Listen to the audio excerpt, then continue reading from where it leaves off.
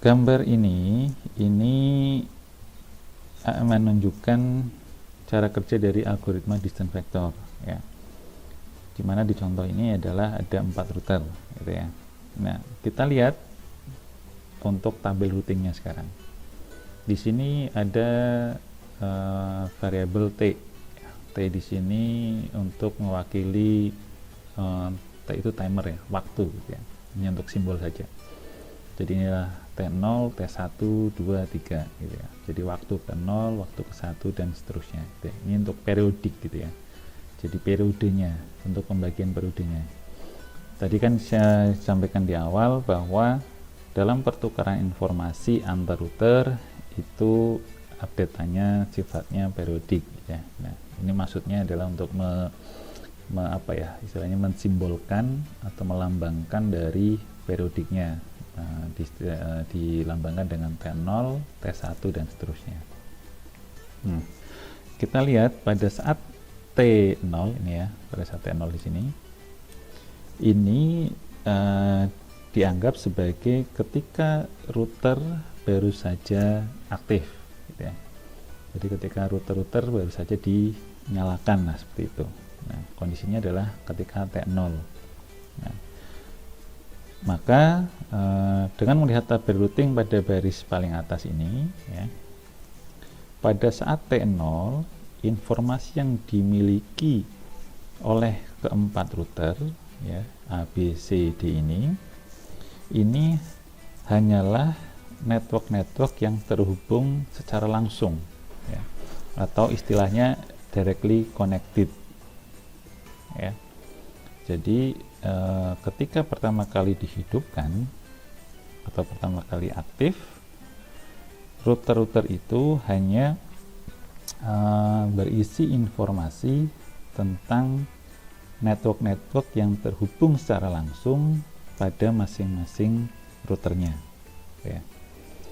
Nah, pada tabel ini ya, tabel yang pertama ini yang paling atas, ini ditunjukkan dengan entry yang tidak memiliki router next hop ya.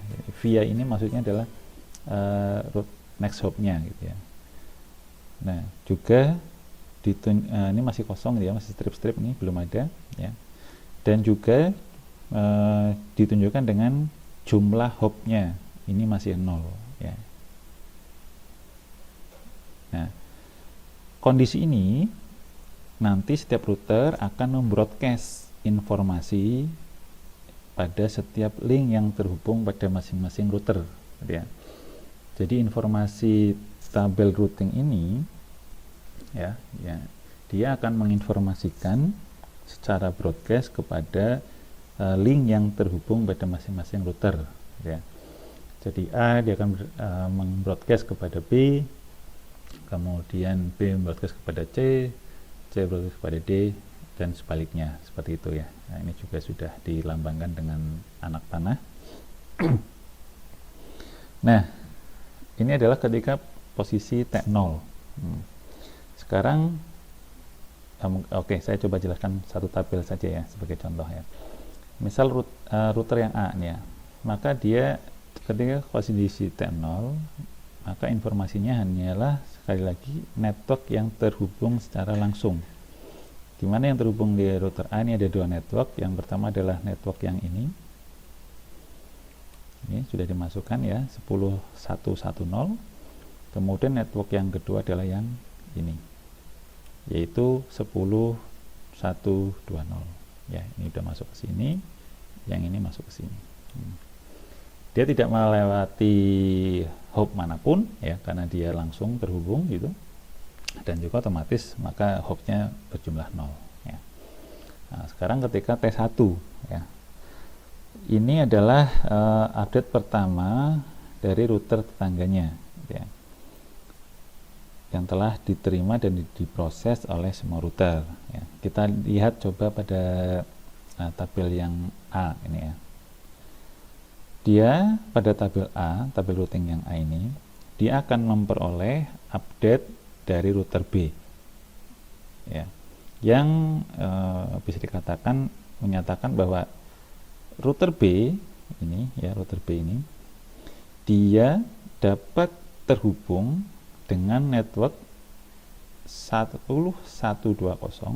dan juga network 10130 ya. Ini B ini kan terhubung dengan dua network. Nah, informasi ini akan diupdate ke tabel routing yang di router A ya. Maka sekarang posisinya router A adalah yang ini tetap ya, yang tabel routing sebelumnya ketika kondisi 0, dia akan mendapatkan informasi bahwa tabel B bisa terhubung ke 10120. Nah, karena di sini juga sudah ada 10120 ya, maka kita abaikan ya, dan hopnya juga sama 0 ya, karena dia sudah terhubung langsung ke router A. Kemudian yang kedua, ada informasi tambahan, yaitu B terhubung ke network 10130 ya. Nah, maka ini akan masuk ke sini ya, karena sebelumnya belum ada.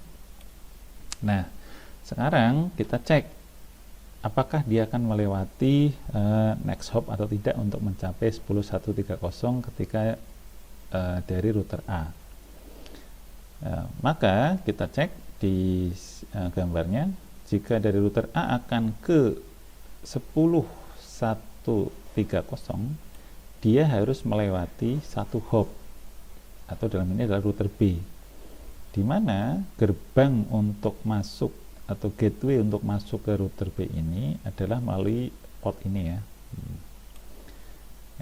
Nah, ini IP-nya adalah jaringannya 10.1.2, ini sudah ada alamatnya adalah 2, sehingga dia akan masuk ke sini untuk next hop-nya adalah di 10.1.2.2.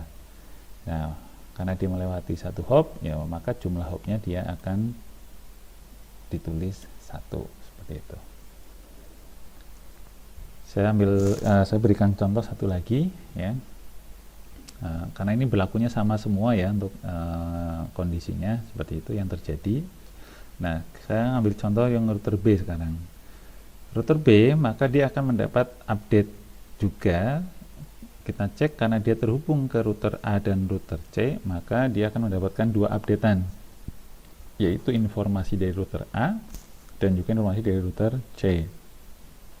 Router A, dia akan menginformasikan bahwa router A dia terhubung ke 10.120 dan ke 10.110.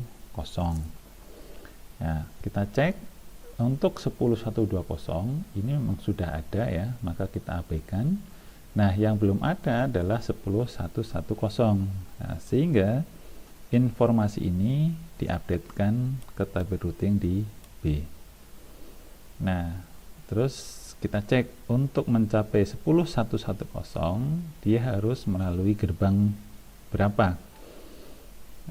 Maka dia akan masuk lewat sini ya. Sehingga next hop-nya adalah di 10.1.2.1 ya, karena di sini sudah ada tandanya. Maka dia akan masuk ke sini dan jumlah hop-nya berarti 1.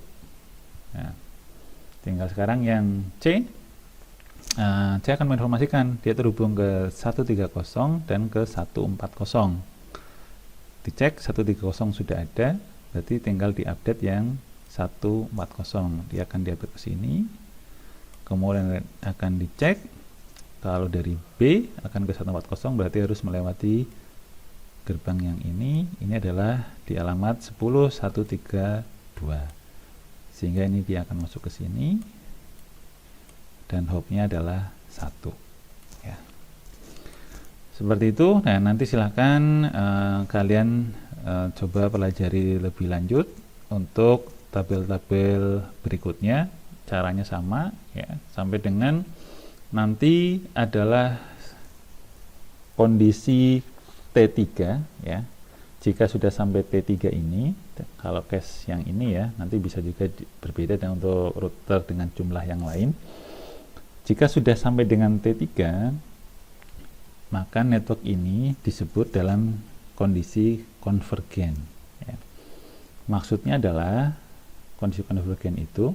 Jadi setiap router dalam jaringan ini telah mengetahui alamat router next hop-nya, ya, dan juga akan sudah mengetahui jaraknya. Dalam ini adalah berapa hop-nya untuk setiap network, ya. Jadi saya ulangi, jika sudah terhubung semuanya, sudah memperoleh informasi semuanya untuk masing-masing router, maka kondisi ini dikenal dengan istilah konvergen.